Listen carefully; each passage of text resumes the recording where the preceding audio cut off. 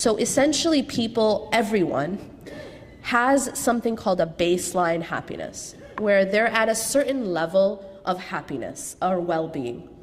And that when events happen in your life that you've really been craving, that you've really been working for, something that's considered a very positive event, there will be a spike, but it's quite temporary, it's short-lived. So a person will have an increase in their happiness, but then eventually they just go back to baseline.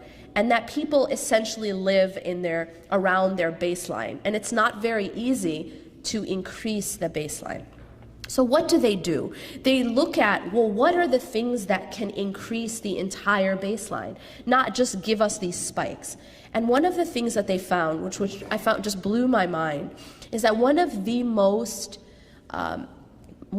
reliable ways to increase the baseline, not just get those spikes, but increase the entire baseline of happiness in my happiness, your happiness, well-being in general. One of the most reliable ways to increase the baseline is the service of others. It's to help other people. It's to give to other people. It's to be generous. It's to aid a person who's in need. That's what they found. They found that things like volunteerism, that this was in fact therapeutic to the person who was doing it. And what's very interesting about that is there was another study. So everyone tells you money doesn't buy happiness, right? Everyone knows that. This actually isn't true. Money does buy happiness. And now people are wondering, well, what's wrong with her, right? Money does buy happiness, but what's interesting is it only buys happiness when you spend it on others. That they found that in these studies that the people who were using their money, who spent money on others, that it in fact did make them happier. But when they spent it on themselves, it did not. Isn't that fascinating? So I have this money, but if I spend it on myself, it doesn't really do much for my own well-being or my own happiness. It doesn't increase my happiness. However, they found that when you spend it on others, it actually makes you happier. And this was such a powerful result, such a powerful outcome, that they found it even applied. If I even call to mind something that I bought for another person or something I spent on another person, even that will make the person feel happy. Just remembering a time when they spent on others, it will actually make them happy. It will increase their happiness. So now we're starting to see a trend here, right? That this is something within the fitrah of a human being. This is something that is divine. It's a divine design. That it's something that the Creator has designed and inputted within the human being, that when I give to others, I feel good. That it actually makes me feel happier to give and help and serve others. Now there's another layer here that I feel is deeper, and that is this. Anytime there is a design within a human being, obviously we know by the Creator, a design within a human being is because Allah, the Creator, God, whatever you call the Creator, intends for us to have a certain outcome. That's why He designed it that way. And when I started reflecting on this fact, the fact that even secular psychology has found the powerful effect of giving, the powerful effect of service, the powerful effect of being, helping one another. And what it made me realize is this is what God wants from us. Because God, the designer, right, the Creator, put within us a nature, a fitrah, that makes it feel good to give. We actually get a reward intrinsically. Do you know what I'm saying? That it's intrinsic within, that immediate reward. Before we wait till the Day of Judgment, we haven't even gotten to that subject yet, right? Just now here, even a person, and this is what's amazing, is Allah created this in the human, even a person who doesn't believe in God, even a person who doesn't have faith is going to feel good giving. That's just the human design. And what that shows us is how much God loves us to give and serve one another.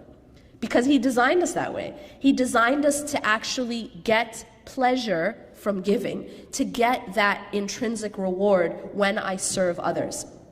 And that just blew my mind. That's one of the only ways to increase your baseline happiness. And everything else in the world won't do it. The lottery won't do it, your promotion won't do it, getting whatever power position, it won't do it. But serving others will. And that's amazing. That just shows the power and importance of service to others within the divine design, within that design. Now, something else that they found, and I said, it's very, very difficult to increase that baseline happiness.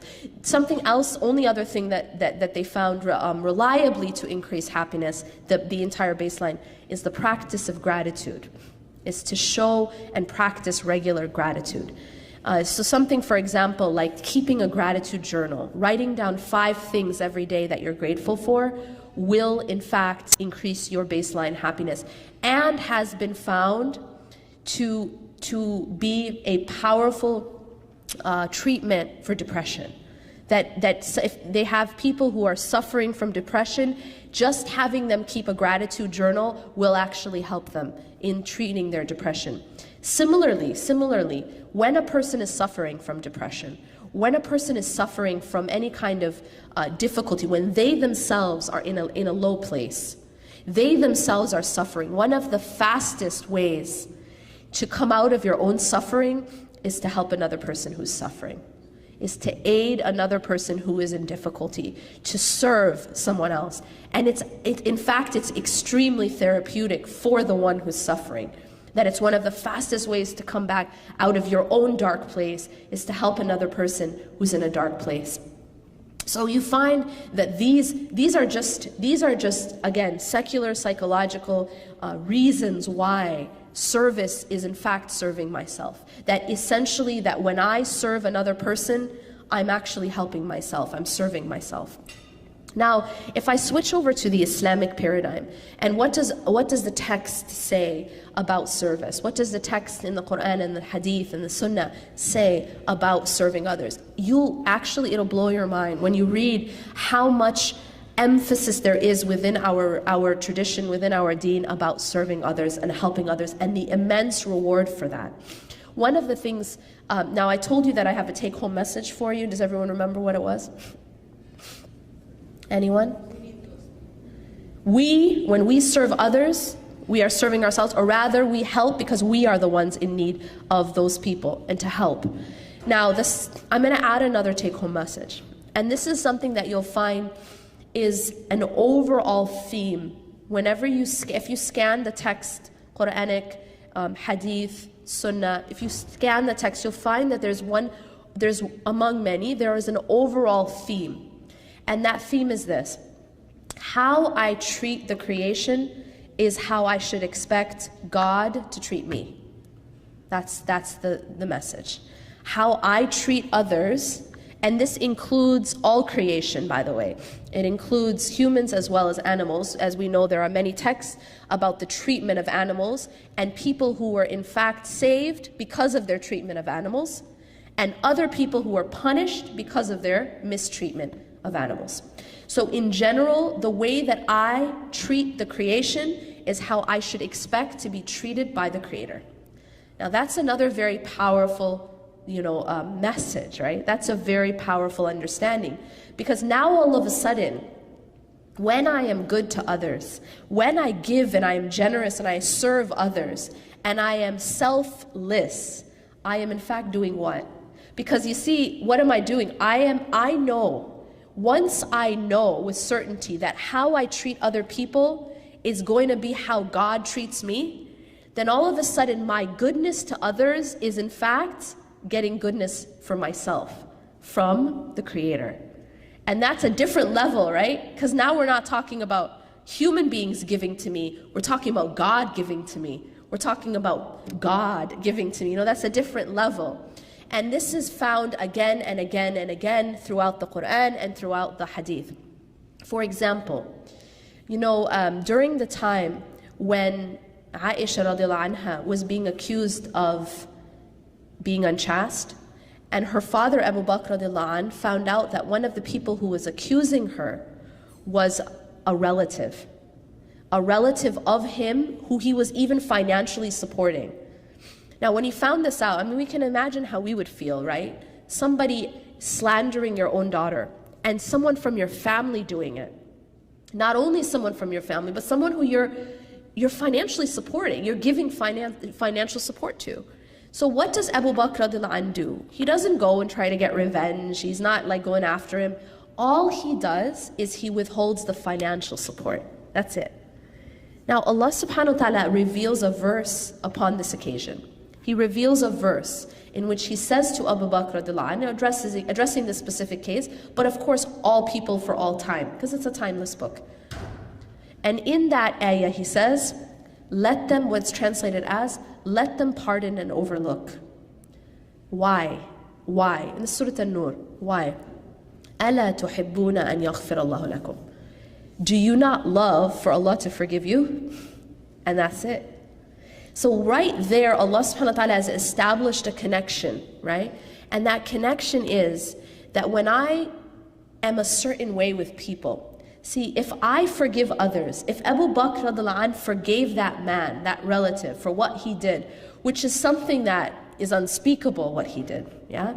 And if he forgives him, then Allah is saying that there's a connection between that and getting the forgiveness of Allah. And that's a whole different way to look at it, right? Because you and I, we don't like to forgive people sometimes because we feel that they don't deserve our forgiveness, right? He, she doesn't deserve my forgiveness because he, she hasn't done, hasn't kissed my feet enough, hasn't groveled enough, hasn't even said sorry. This relative didn't do any of those things. He didn't do any of those things. But Allah here is completely shifting the focus. The focus is not even about the relative. Allah doesn't say, forgive the relative because he was regretful, or because he said sorry, or because he helped you one time, in the past. It wasn't actually even about, the relative almost becomes irrelevant in the equation. Does that make sense? In the sense that Allah is saying to Abu Bakr and to all of us that how we treat others is really essentially at the root about our relationship with God directly, about me and Allah. And he says, أَلَا تُحِبُّونَ أَن يَغْفِرَ اللَّهُ لَكُمْ. Do you not love for Allah to forgive you?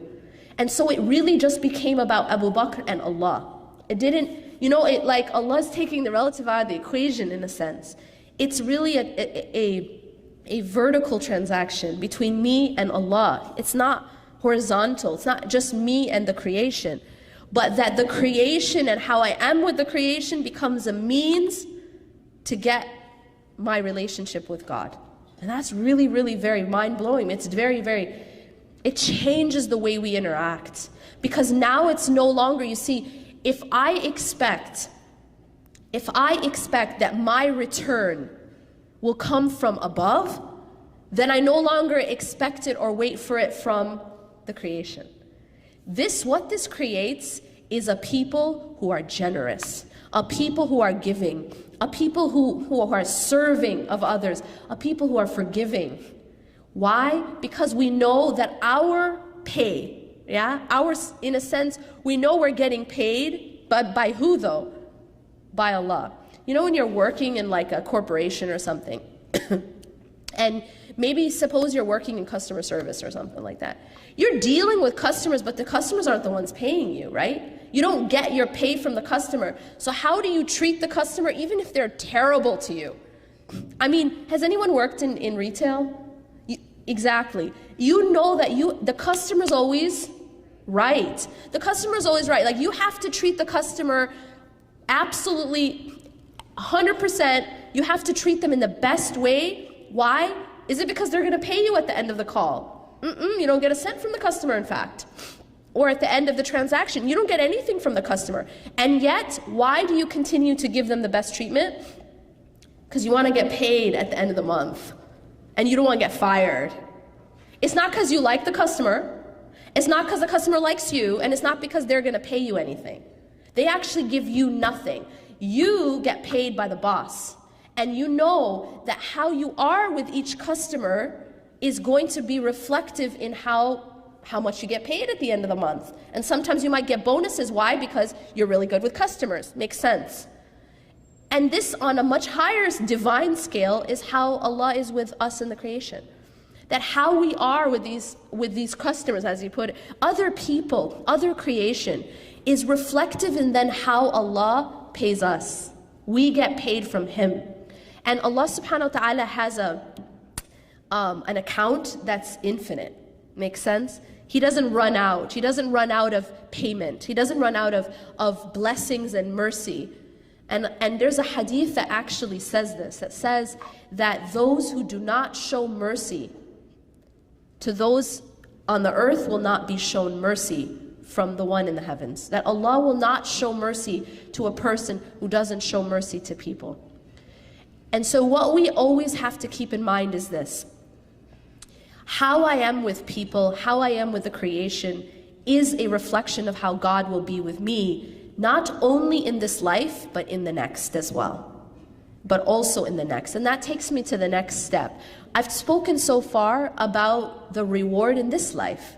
And there is a reward. There's, in fact, first I said there's an intrinsic and immediate reward in this life, in that I actually feel happier, and it's an alleviation of my own pain.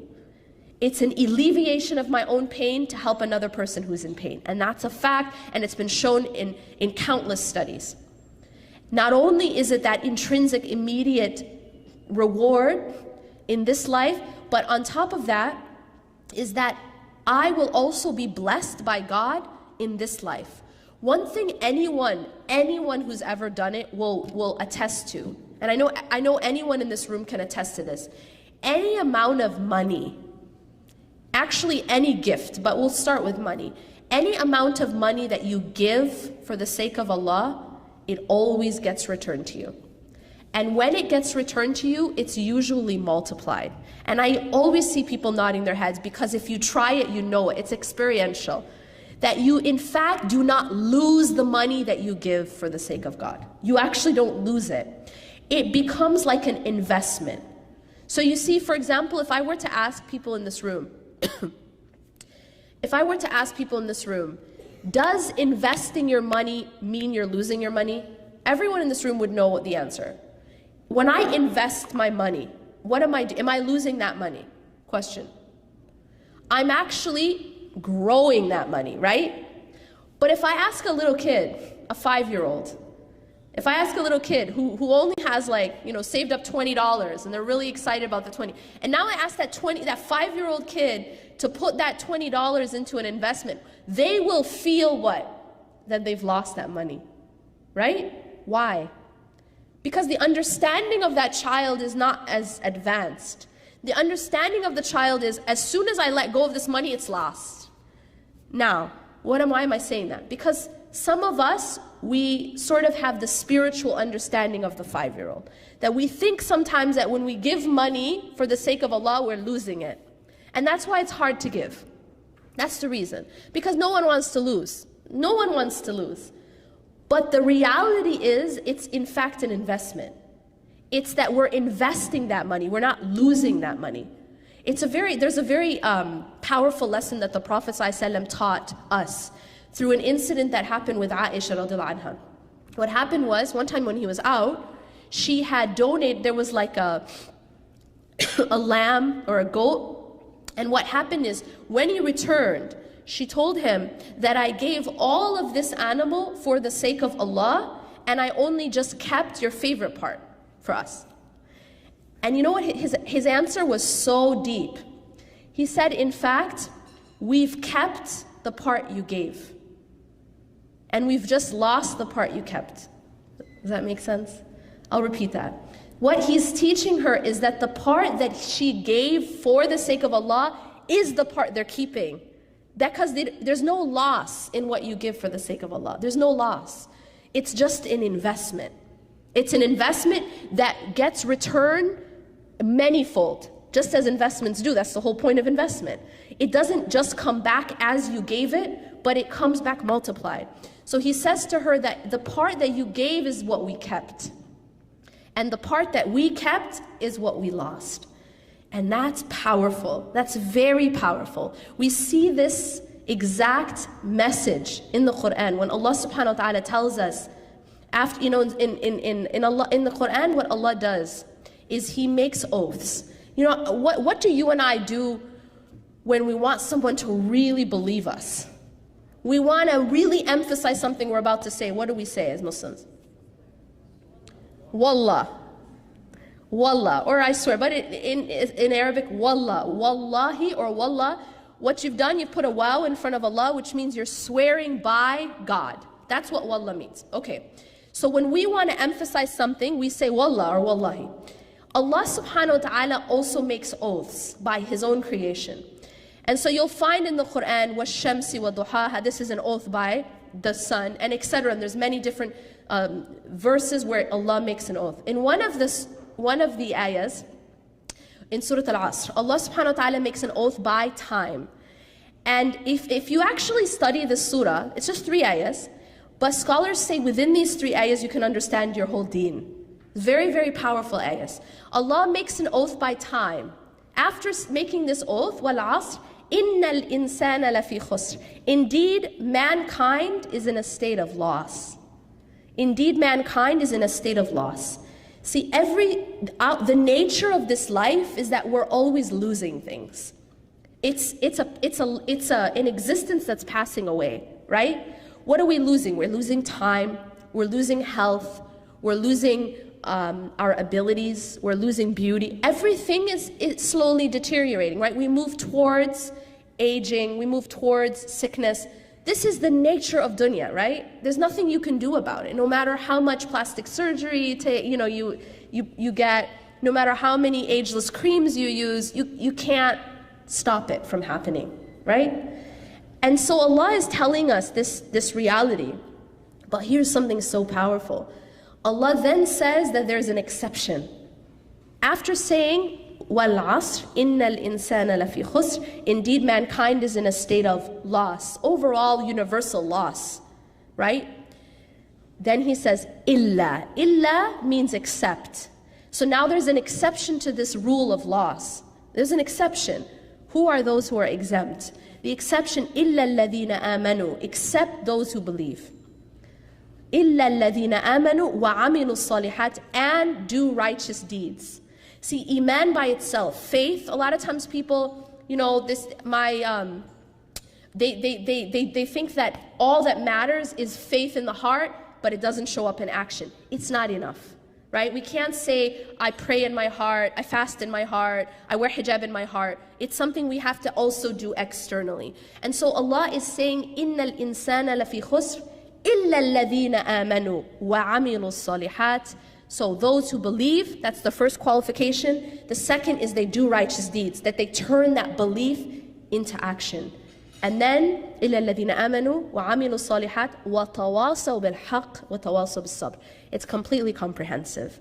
They believe, they do righteous deeds, and then they enjoin others. They call one another. They do not only believe and practice in private, and in their rooms and in their caves and in their masajid, but they go out to the community, they work and they serve and they call others to goodness. Tawasaw bil haqq, they call for truth. These people who are standing and protesting now, right? They are seeing a situation which they believe is unjust. Even if it's not affecting them directly, but they see that it is unjust and they're going and standing for truth. This is what a believer should do. That it's not only what's affecting me and my family, right? It's not only about just praying and fasting and going to the masjid and coming home, but it's also service. It's going out and helping and standing for justice and standing up for what's right. So this is part of the qualifications. They believe, they do righteous deeds. They enjoin one another to truth, وَتَوَاصَوْا بِالْحَقِّ وَتَوَاصَوْا بِالصَّبْرِ, and they enjoin one another to patience. Because in order to take this path, you're going to have a lot of patience, and you're going to have a lot of perseverance, and you're going to have to be able to stand firm. And so what does this teach us? It teaches us that everything we own is actually in a state of loss. That we are in a state of loss of every single thing that we own, our money, our health, our time, except those things which we give to Allah. And so that's really powerful, Because our money, just like this example with the goat, our money doesn't go with us in our grave, does it? Is there anyone in this room that's going to take their money with them to their grave? False. We actually can take our money to our grave. How? Well, that sounds insane. The Prophet ﷺ said that when a person dies and enters their grave, all of their deeds end except for three. Except for three. And what are those three things? One of them is something called Sadaqa jariyah, which means a sadaqah, a charity that you gave that continues to benefit others. It's actually going to come back to your grave. So your money is coming back to you in your grave, but only that which you gave to Allah. Isn't that powerful? The rest stays. The rest stays. The rest doesn't come back with you. Only that which you give, you keep. And that's the lesson. أقول قولي هذا واستغفر الله لي ولكم إنه غفور رحيم سبحانك الله وبحمدك أشهد أن لا إله إلا أنت أستغفرك وأتوب إليك والسلام عليكم ورحمة الله وبركاته.